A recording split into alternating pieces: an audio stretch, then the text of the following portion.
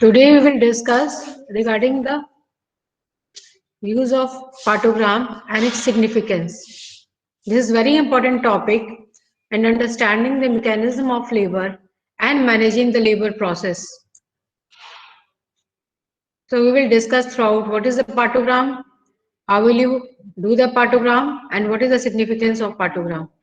I request everyone, every student to switch on their video camera. I want to see the face of everyone. Those whose video is switched off, I will not give attendance to anybody else whose video is switched off. So please switch on your video, everyone. Otherwise, you are permitted to leave the class. No problem. Yes, very good, Aditi, Dipesh. Everybody, please switch on the video. All of you are staying at home. You are doing class from home only, I think. You have not shifted to the hostel. No, ma'am, we are at Acha, you are hostel. at hostel. Okay. Yes, So ma'am. what about the offline classes? Ma'am, from today we are having postings. Okay. We should start now because already we will be late if we are not starting now. So today that is the most important thing, the partogram. We will discuss regarding the use of the partogram. We all know you have seen the partograph paper, but what is the importance and how to draw the partogram is very important to manage the labor process and understanding it whether it is progressing normally or it is progressing abnormally and taking a decision at the right time so that the mortality to the mother and the fetus will be much less. Okay, so we all know that what is normal labor. Okay, that is if you predict a labor to progress normally, it will eventually be resulting in a normal delivery without any intervention, with a good health to the mother and the baby, and without any complications. Okay, but if there is an abnormal labor, yes, you can detect it by partogram and you can do the proper intervention and resulting in the good health of the mother and the baby. So especially the partogram, it is why it has been generated because especially in the primary healthcare, district healthcare hospitals, if they don't know when to shift the mother to the tertiary care center, there will be high mortality to the baby and to the mother also. So this is basically prepared at the rural hospital, district care hospital, and the primary health center so that they detect the abnormality at the right time and shift the mother to the tertiary healthcare center for proper management. So why we need to monitor the labor?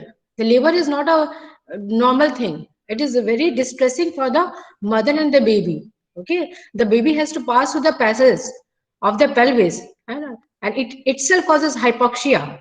So prolonged stay of the baby in the pelvis is very dangerous. So that's why our time is set for the primary gravida and for the multigravida, what is normal in active phase and what is abnormal. So we all know because intrapartum period is the most dangerous and traumatic period, which is associated with a high mortality and morbidity for both the mother and the child. So here the fetal and maternal monitoring are very much important to pick up the problems early and thus institute timely intervention. So we all know the complications, as I have told you, that there is a time is fixed for the active phase of labor. So if the active phase of labor is prolonged, okay, then what are the problems? There will be fetal problems and the maternal problems. And we all know the prolonged labor causes exhaustion to the mother. May the mother will not be able to bear down, even if the cervix is fully dilated and the descent phases have started, but she has exhausted. So she will not bear down. So we have to apply then forceps, which is a really tough decision. So this is the problem. Then you can shift the patient to cesarean section. This is a prolonged labor. Birth canal injuries if you are doing the instrumental delivery. Risk of rupture of the uterus, especially in case of multigravida. Mother is trying to bearing down and there is the incoordinate uterine contractions and there will be formation of the bandal ring and ultimately rupture.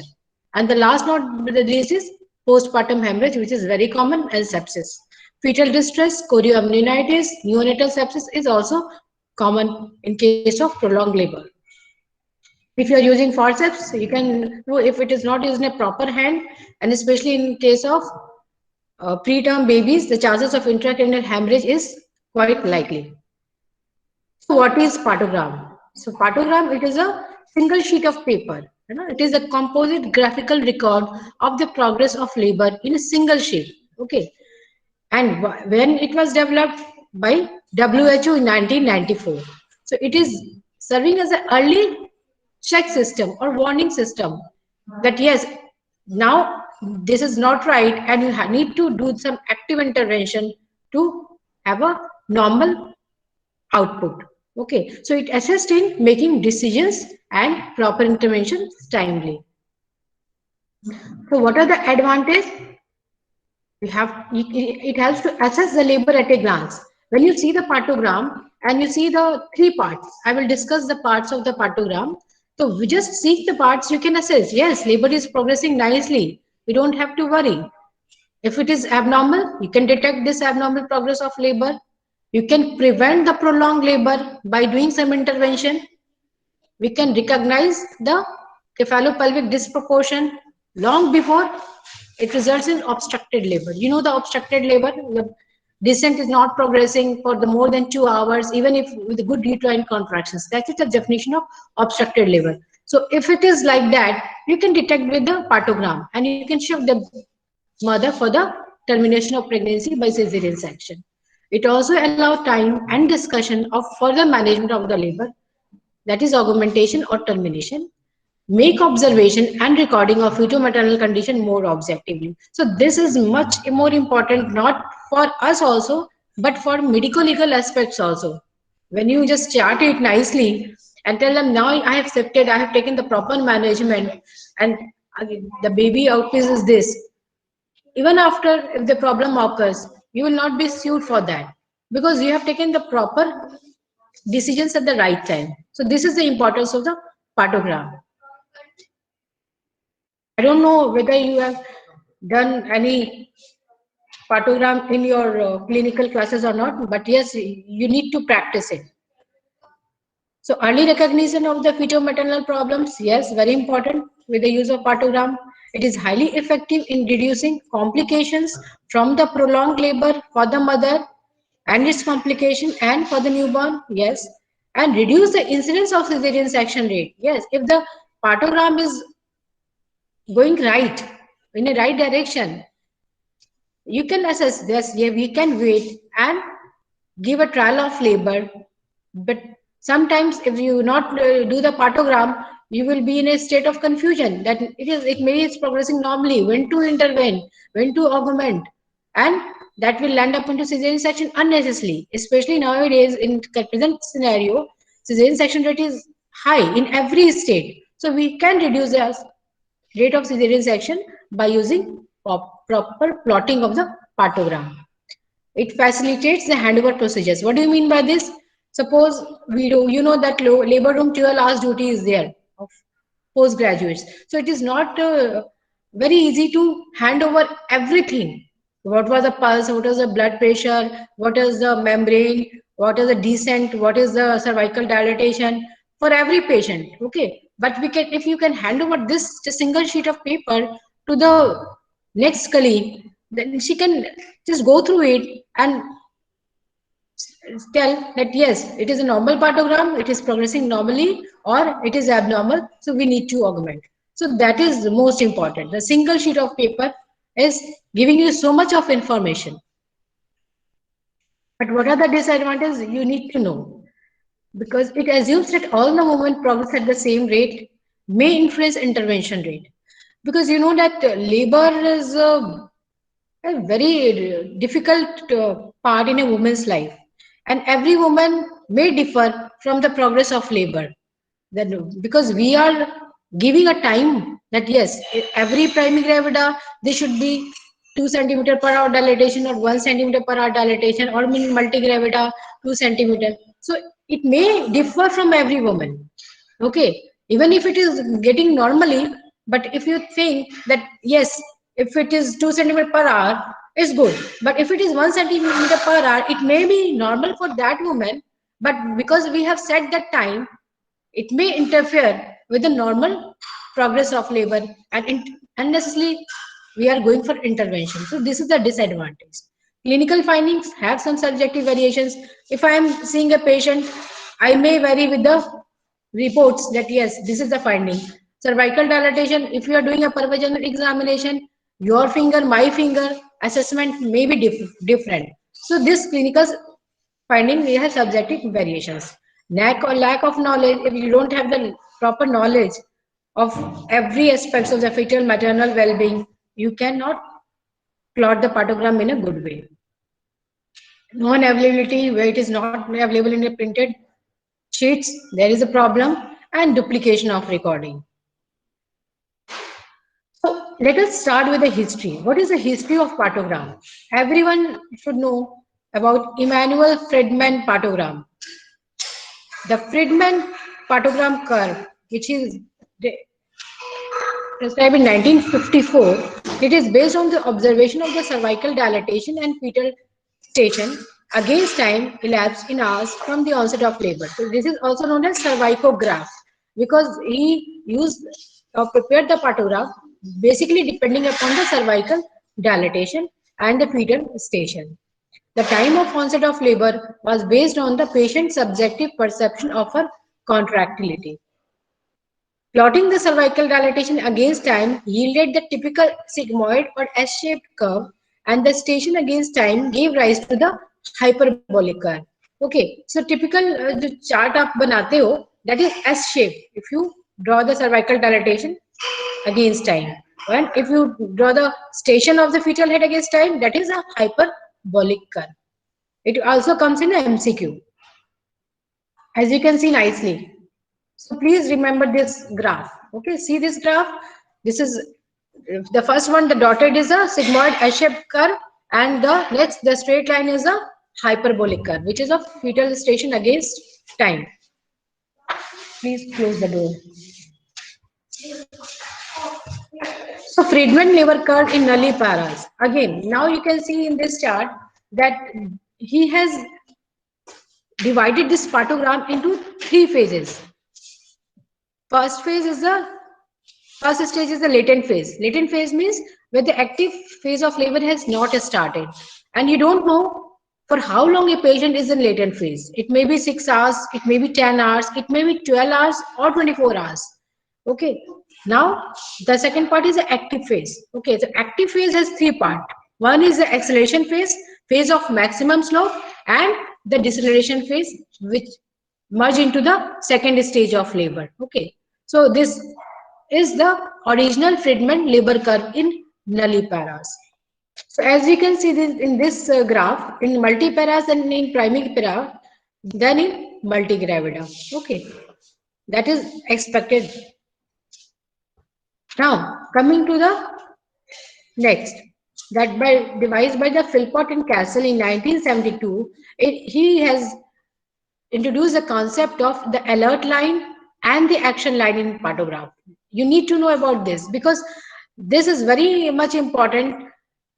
It differentiates in between the normal mechanism or abnormal mechanism of labor and starting the interventions. Okay, so what do you mean by alert line?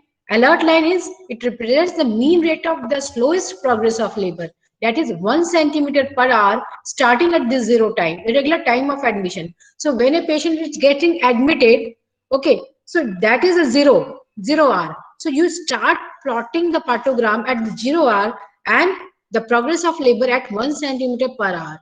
Okay, so this is very much important. That is alert line. And coming to the action line, it is drawn 4 hours to the right of the alert line and it is parallel to the alert line. If the progress of the labor is crossed the alert line, you need to take appropriate action within that 4 hours. And if the plotting crosses the action line, the labor mechanism should be terminated by cesarean section. Okay. And normally, as you can assess, the normal labor is plotted only to the left of the alert line. Now, coming to the WHO partogram, which has been modified in 2000 to make it simpler. So here what they have done, because the latent phase is very much confusing, as I have discussed. So what they have done is they have omitted the latent phase of labor. Only the active phase of labor, when the cervix is 4 centimeter dilated, that has been plotted. As you can see, yeah, you can see nicely that the arrow, this line, this latent phase, they have omitted this latent phase, okay? And this is 3 to 4 centimeter. In some WHO partogram, they start with the 3 centimeter, but you should remember that 4 centimeter is now the recommendation that we start plotting the partogram when the cervical dilatation reaches 4 centimeter. Okay, so here my this is my arrow, so you can start here. So this is a 4 centimeter, and now you can monitor the progress of labor as the time pass.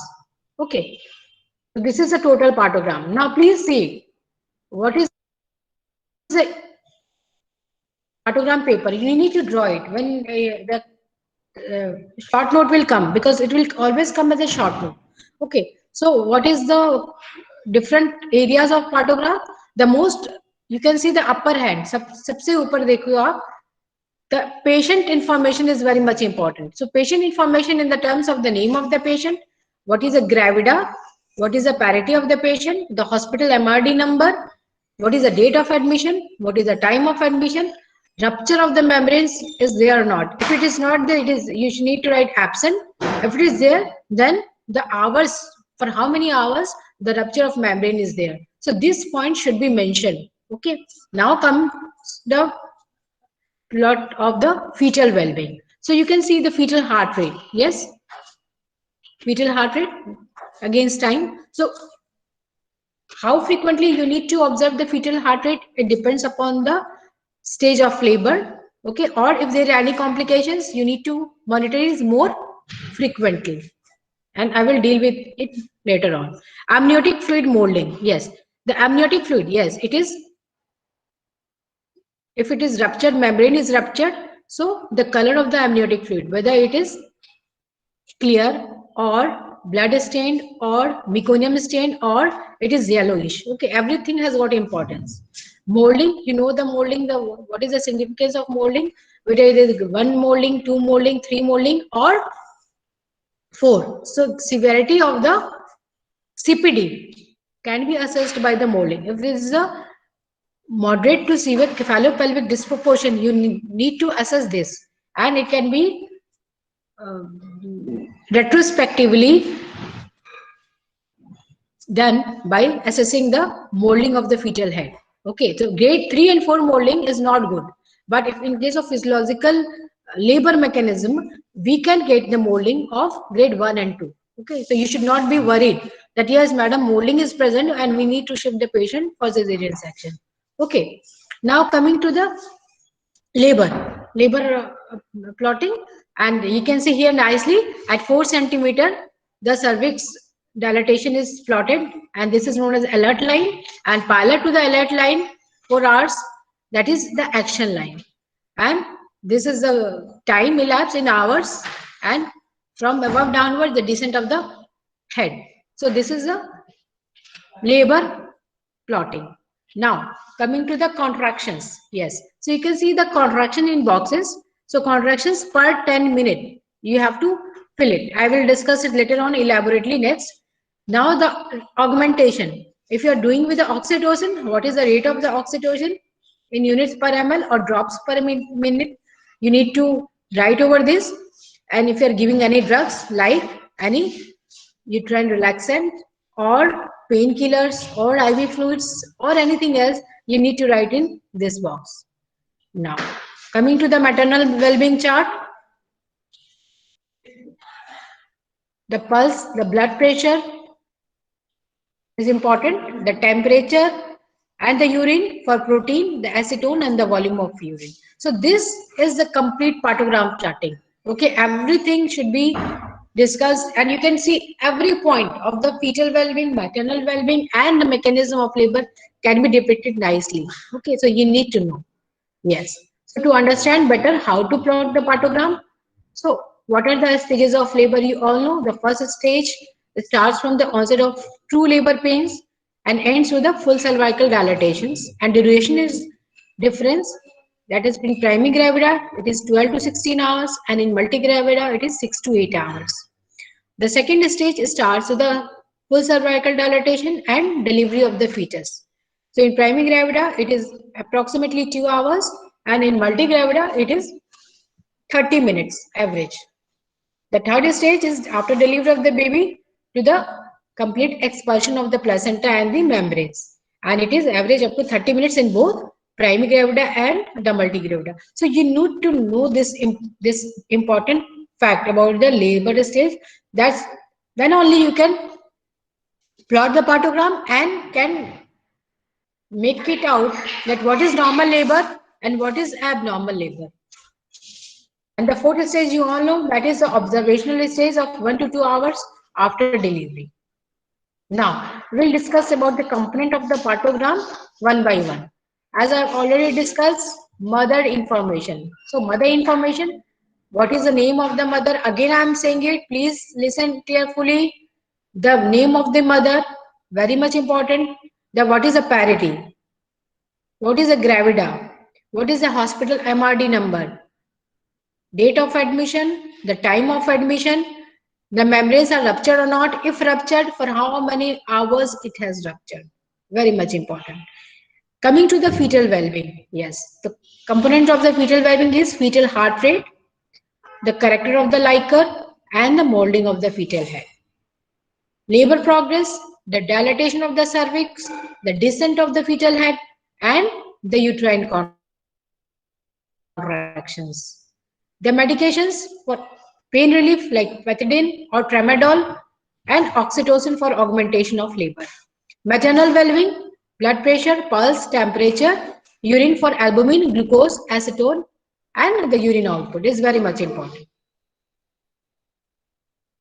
So the patient identification, you all know, we have to write in this way. Coming to the fetal conditions, you all know about this. Now, this is the fetal heart rate chart. So can anybody tell me how frequently you monitor the fetal heart rate in labor? Can anybody?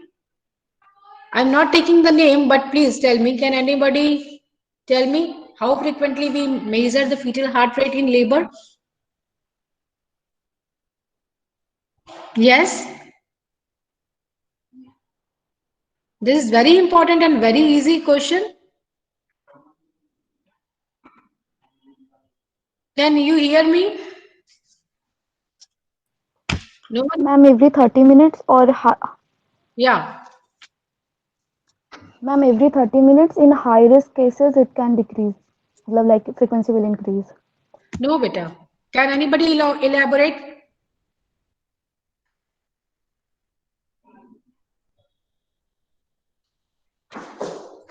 In the first stage of labor, every 30 minutes.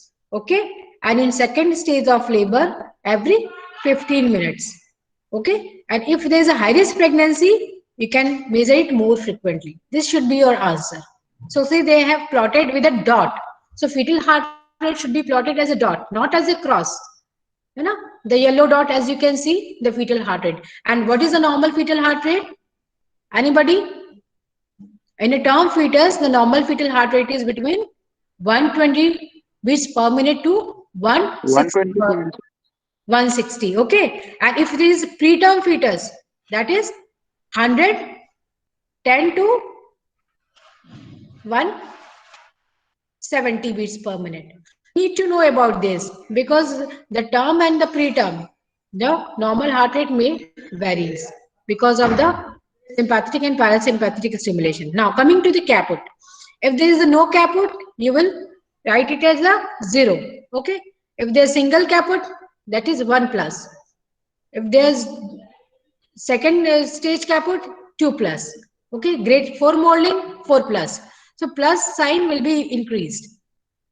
Coming to the molding, no molding 0, then 1 molding, grade 1 molding plus, grade 2 molding 2 plus, grade 3 molding 4 plus, and so on. So that will So that the significance of the molding and the progress of the labor. Okay. So it is, can anybody tell me, is molding is good or bad? Yes. Whether molding is good or bad? Yes. Again, anybody is welcome to answer this question. What happened? No one is responding.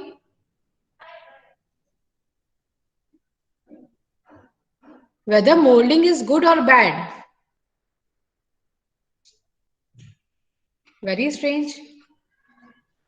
So everybody is passively just listening. Molding is, yes, it is good for the fetus to some extent. Okay, some amount of molding. So that the least dimension of the fetal head will cross the pelvis, and the most dangerous part of the pelvis is the plane of the least pelvic dimension. Okay, so that molding of 1 or 2 degree I have already discussed is very important for the fetus to go through the plane of the least pelvic dimension. But the grade 3 and the grade 4 molding, it reflects that there is a moderate to severe cephalopelvic disproportion, and you need to do the close monitoring or augment it. And even if it is not progressing that or molding is increasing, there is a indication for obstructed labor, and better to shift the patient for cesarean section. Yes. So everybody is clear? Yes or no? No answer. Yes, ma'am. Yes. Coming to the liker. So liker is clear. You have to write C. Whenever you are doing the PV examination, you have to see the color of the liker. If it is clear, you have to write C. If it is meconium stained, M. It is blood stained, B. And if it is yellow stained, you have to write A. Coming to the progress of labor, you know, the cervical dilatation will be plotted against time, and it may be plotted as X. The descent of the fetal head plotted against time, and it is will be marked at 0, O. The uterine contractions and the fetal position. Now you can see this. Very nice photogram, very nicely depicted.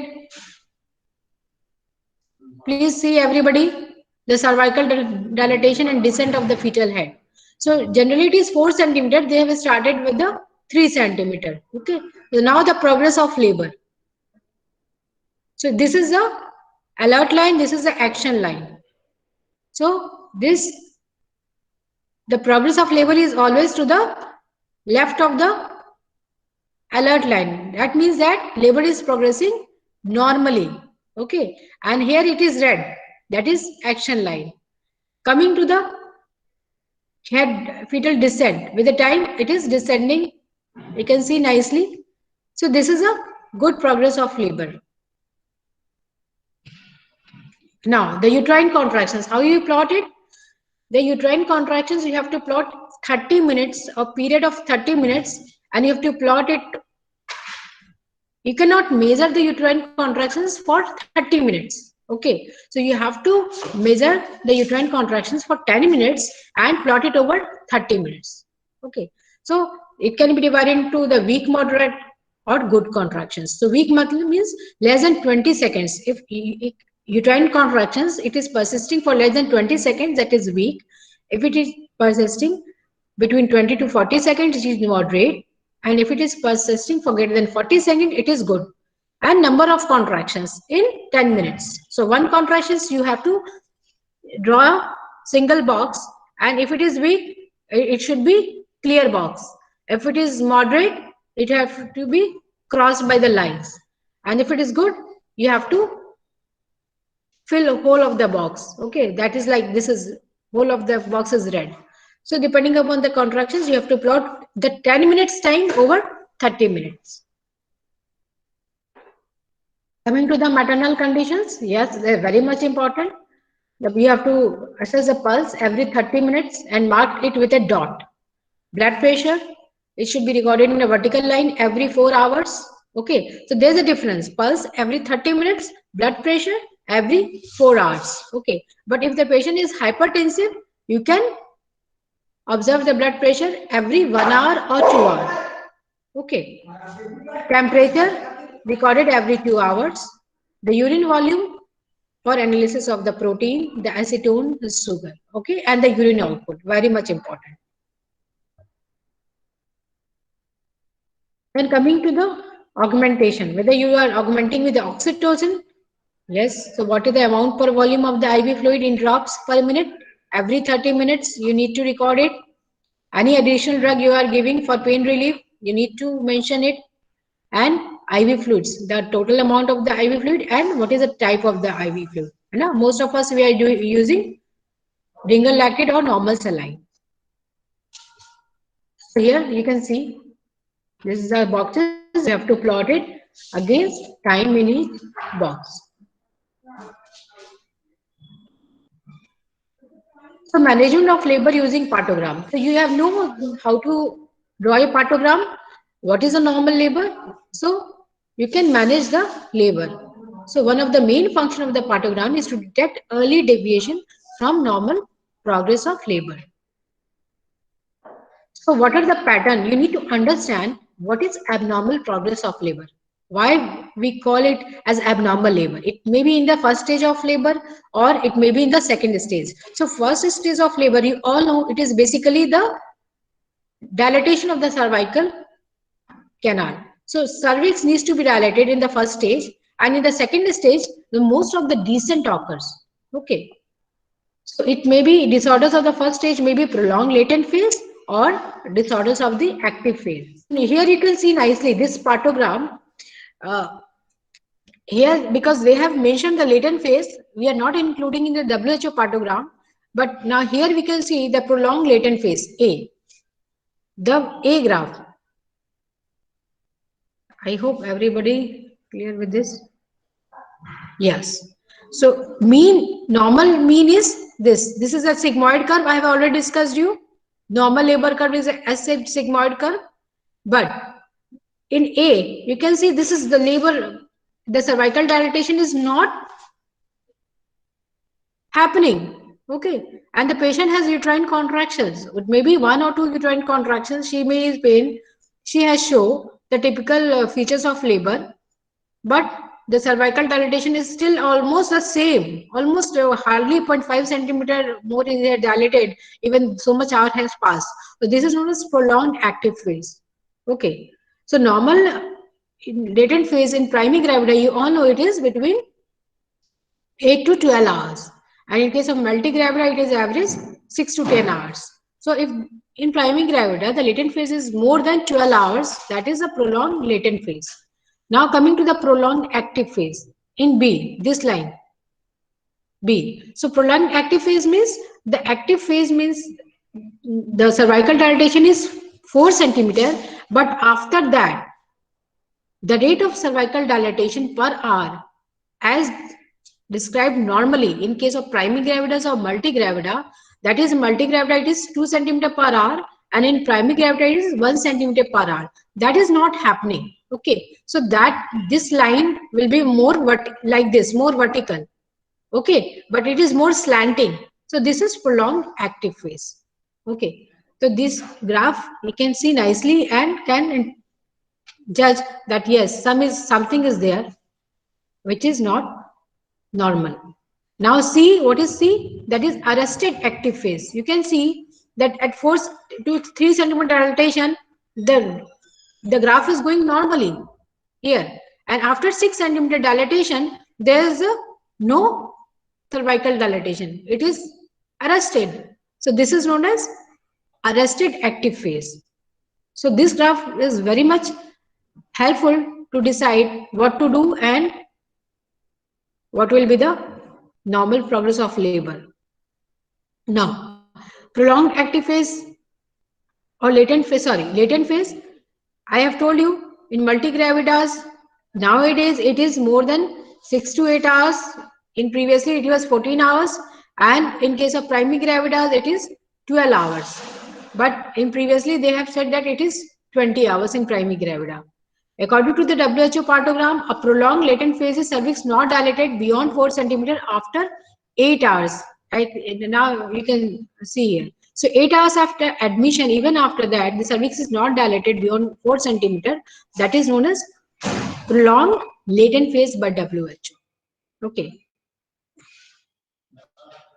So what is the management? Either it may be expectant, awaiting for the active phase of labor. If the maternal well-being or the fetal well-being is good, you are doing the CTG, you are doing the auscultation, and the patient is also good. She is active. She don't have a sign of dehydration or any other problems. The temperature is normal. Then you can wait for the expectant management of active phase of labor, or you can do go for, if they use joint contractions, you can give simple analgesics, immobilize the patient, reassure and counseling. If the patient is in active phase, if delivery is indicated, go for induction or augmentation of labor, okay? Or you can go for early artificial rupture of the membrane. So there is the importance of early artificial rupture of membrane, because when you are rupturing the membrane, there's release of prostaglandins and there's increase in the uterine contractions, increase in the cervical dilatation, and it helps in the descent of the baby head. So it prevents the risk of prolonged labor. Okay, but yes, the risk of PPRM leading to intrauterine infection and uterine sepsis is increased. Okay, if we are doing early ARM, and this will result in risk of increased cesarean section tenfolds. So you have to balance between the advantage and the risk. Now, coming to the prolonged active phase. So here, the plotting of the cervical dilatation will normally remain on or to the left of the alert line. Okay, moves to the right of the alert line that wants that labor may be prolonged. Okay, so you all know that action line and alert line. So normal labor is always to the left of the alert line. But when it comes to right to the alert line, this means that labor is going to the prolonged and you need to interfere. It happens if the rate of cervical dilatation in active phase of labor is less than 1 centimeter per hour within 4 hours. And at the action line, the woman must be carefully reassessed for why labor is not progressing, and a decision should be made on further management. So this is very much important for all of you. Okay. Now you can see nicely this graph. Everything has been plotted. The fetal well-being, the mechanism of labor, the maternal well-being, okay, the oxytocins, the uterine contractions, very nicely depicted. Okay, this dotted line, this means that this is moderate uterine contractions. Okay, so the moderate uterine contraction can be also given by the dotted line or slash. Okay, you fill the blocks with slash. Now coming to the important thing, that is secondary arrest of cervical dilatation. What do you mean by this? This is often asked in the exam. Okay, when the cervical dilatation commences normally, everything is going normal. Okay, but it stops or slow significantly for 2 hours or more prior to full dilatation of the cervix. Okay, means up to 6 centimeter. It is 1 centimeter per hour in case of primigravida, 2 centimeter per hour in case of multigravida. But after 6 centimeter, there is no cervical dilatation for more than 2 hours. So this means there is secondary arrest of cervical dilatation. So what do you mean by secondary arrest of the head descent? That is abnormal progress of labor, which may occur with normal progress of descent of the fetal head, and that is followed by secondary arrest of descent of the fetal head. So descent is progressing normally, and you all know that most of the descent occurs in case of second stage of labor. Okay, so in second stage of labor, the descent is occurring normally, but after some times that there is no descent. When you are doing the PV examination, the station is at 0 or -1 for more than 2 hours. That is known as secondary arrest of descent of the fetal head. So you can see this labor partogram, and in this way patient, you can see the progress of labor is between the alert line and action line. They have not done any intervention, and then that labor progress has crossed the action line. So if this crossing the action line, this means you need to terminate the labor progress by cesarean section. for a healthy baby outcome and the least morbidity to the mother. Now here you can nicely see the contractions. The full black is very good contractions. Okay, so what do you mean by good contractions? That is minimum 3 contractions in 10 minutes period, and the duration of contraction lasts for more than 45 seconds, 40 or 45 seconds. That is a very good uterine contractions. And rest of the contractions you can see is a moderate uterine contractions. They are 3 in number. Again, here you can see they have nicely done the fetal heart rate every 30 minutes, amniotic fluid, whether the membrane is intact. Yes, they have written I.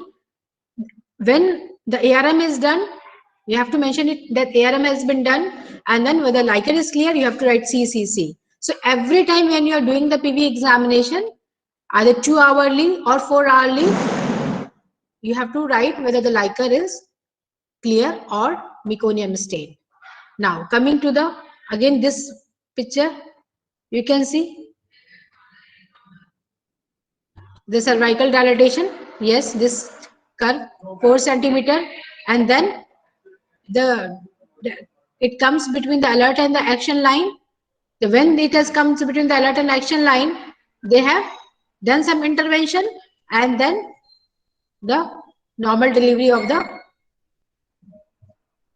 progress of labor has been done. So you need to know when to intervene and what are the problems. The problem occurs at any level, the passage, the power, and the passenger. So you need to know what is the problem and you need to overcome that problem. So that is can be truly helped by you if you are plotting the partogram in a better way. Now you can see very nicely the partogram. Now coming to the prolonged active phase. Okay, so what is the cause of prolonged active phase and how you manage? You know that what is prolonged active phase? In the active phase of labor, if the cervical dilatation or descent is not occurring for more than 2 hours after a good dilatation, that is known as secondary arrest. Okay, but if it is not occurring at the rate of 1 centimeter per hour in case of primary gravida and 2 centimeter per hour in a multigravida, this is known as prolonged active phase. Okay, so you know that normal duration of active phase of labor, and if it's taking more time, then it is also known as prolonged active phase. So you need to diagnose and evaluate the cause. So it may be due to, most commonly due to less uterine contractions. The intensity and the frequency of uterine contractions is not good. So how you can do it? Yes, by using some uterotonics like oxytocin. You have to augment the labor, and then if it is progressing normally, that will result in the spontaneous vaginal delivery. But even after augmentation, if there may be secondary arrest, or if there is a hypercontractility of the uterus, then you have to decrease the dose because it will be dangerous to the fetus also and to the mother also. So you need to augment very slowly, okay? Because the side effect of oxytocin, you all are aware.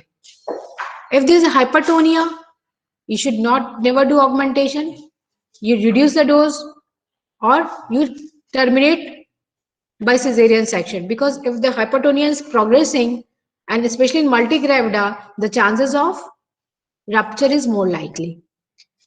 If the uterine contractions are good, okay, even if this is not progressing normally, then you have to reassess whether it is cephalopelvic disproportion. And if it is cephalopelvic disproportion, you can assess it by degree of molding. Grade 3 and grade 4 molding is not good, and it will likely end up into prolonged labor and obstructed labor. So go for cesarean section. Now, coming to the secondary arrest of active phase. I've already discussed what do you mean by secondary arrest. So again, you know this by partogram, diagnosis has been done. You should know the cause. And in most of the cases, the CPT is the most important cause. Okay. So then CPT means there is the baby has crossed the plane of the pelvic inlet, but that doesn't mean that it will deliver. It has to negotiate to the through the mid pelvis and the outlet. Okay, so the only the inlet crossing is not sufficient for a normal delivery. If the baby has crossed the mid pelvis, that is the plane of the least pelvic dimension, this means that yes, now chances of normal delivery is most likely. Okay, but the mid pelvic you cannot assess by any means. It's very difficult to assess the mid pelvis. Only the progress of the labor by partogram will help you to determine, yes, there is no problem. So if there is a mid pelvis or outlet problem, then again there will be CPD and there will be molding, prolongation of the secondary arrest, and then there will be terminating a cesarean section. So you need to diagnose this. If there is a no CPD, then assess the uterine activity. If it is good, then again go for cesarean. You can wait, augment the labor with the oxytocin dose, and if there is a good response, then it may be terminated as a vaginal delivery. If there is no response, then go for the cesarean section. So you need to know the by abdominal palpation the level of the head, whether it is 3/5 palpable or 2/5 palpable, and also by vaginally, because sometimes if there is a cephalohematoma or molding, grade 3 or 4 molding, you cannot assess that what is the real position of the fetal head. It may be it has not crossed just the inlet. Okay, it is far above, but due to CPD, there's a huge molding and cephalohematoma. Then this is difficult. So that per abdominal and per vaginal examination is very much important in assessing the descent of the baby head. Now, prolonged second stage of labor. What do you mean by that? In case of primigravidas, if you are using epidural for pain relief, there will be 3 hours of second stage of labor. And if you are not using epidural, it is 2 hours. So use of anesthesia, that is epidural anesthesia, it prolongs the second stage of labor. So you need to know this. Okay, so in that case, you can wait for 3 hours for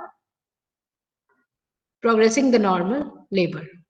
In case of multigravida, if you are using epidural anesthesia, it is more than 2 hours, second stage. And if you are not using it, it is like 1 hour. Now coming to the protraction of descent, that is prolonged second stage of labor. It has got two components, the protraction of descent.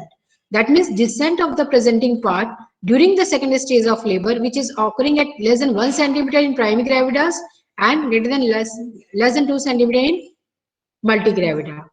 And arrest or failure of descent, there is no progress of descent for more than 2 hours. So this picture should be very much clear to all of you. Then only you can distinguish between the normal and abnormal progress of labor. So assessment is very much important for evaluation of the uterine activity, evaluation of the maternal expulsive force, that is bearing down efforts, fetal heart rate status, second stage every 15 minutes or 5 minutes if the mother has started bearing down. Okay, fetal position by clinical pelvimetry, because you know that if there's a malposition, especially the occipital posterior, the chances of prolonged labor and obstructed labor is more likely. And the fetal weight, yes, if there's a microsomic fetus more than 4 kg weight, the chances of normal mechanism of labor is always hampered because of the cephalopelvic disproportion. Okay, so what are the management options? Either you can improve the uterine contractions, or you can increase the maternal expulsive efforts by augmenting the labor, by proper hydration, by giving analgesics if the patient is bearing down very preterm. So this is very much important, and the proper privacy of the patient. Okay, that is more important. If the male partner is allowed or some family member is allowed, that psychological fear of labor will be reduced. Okay, that anxiety will be reduced. So that will help and goes a long way for helping in the normal expulsive force. And if it is not manageable by this, then yes, delivery by cesarean section, or if the station of the fetal head is a +1 or +2, and in the hand of the expertise, you can go for ventouse or forceps delivery. This is all about this. This is one of the paper, that is the role of the partogram, the clinical study to assess the role of the partogram in primary gravida in labor. And what they have shown, the result is that patients were grouped into alert line and the action line. And this study shows that using the partogram improves the quality of the delivery care, since it permits to identify dystocia, that is abnormal progress of labor, and make logical and effective interventions. It reduces the unnecessary strain on mothers by reducing the total duration of labor without any increased fetal morbidity and mortality. If accepted as routine procedure, it will be suitable in all the situations where the normal labor room remains busy and congested day and night for better and more efficient management of labor. So this is all about the normal partogram. Now we have devised an electronic partogram. Okay, with the advent of the new technology, the CTG machine, the electronic partogram has been made. Okay, so all the labor events have been captured by full electronic device, and the information by CTG partogram, all the labor outcome information, fetal blood sampling, cord blood analysis, everything is shown in the real time to enhance the communication within and outside the delivery suite to improve the patient care and reduce the human error. So e-partogram is now available. Because what is the importance? When you are charting the e-partogram, so it will spontaneously tell you that yes, there's a wrong way. You don't need to intervene. It will give a red mark or green mark. Yes, it is going normally, or it is not progressing normally. So that is the importance of the electronic partogram. That is like an alarm, and it can be accessed anywhere, anytime from within a hospital or from a home, because that is incorporated in the mobile. So this is again a paper, use of electronic partogram, the feasibility and acceptability study in Zanzibar, Tanzania, and they have very good results. So partogram is a simple, clear, easy to use, cost effective tool for monitoring of labor and decision making, and the use of the partogram significantly improves the perinatal outcome. The partogram can be effectively used in facilities at any level of care. Strictly following the rules for partogram use ensures its effectiveness. You need to know how to plot the partogram. Otherwise, its benefit you will not be able to achieve. And the partogram should be used for any labor. It is meant for multigravida or primary gravida, every in high risk and low risk. Documented evidence for yes, medical legal purpose and educational value for all the grade of the staff, because you all know that always there is a discrepancy between the patient and the doctors. So if you make the nurses and other staffs learn the partogram, this is a very simple thing. WHO partogram is very simple. So they will help and assist us to assess the mechanism of labor, and then we will have a good outcome of the labor, that is a healthy mother and the healthy child. So thank you everybody. Any question you can ask me. Any question you can ask me. So every video is off. Now I am seeing every video is off. Very nice. This is how you are learning all. So I will make it sure that if the video is off, you are off. Your attendance is 0 for today class. Yes, Aditi. Now you have made yourself present. Thank you. Thank you, ma'am.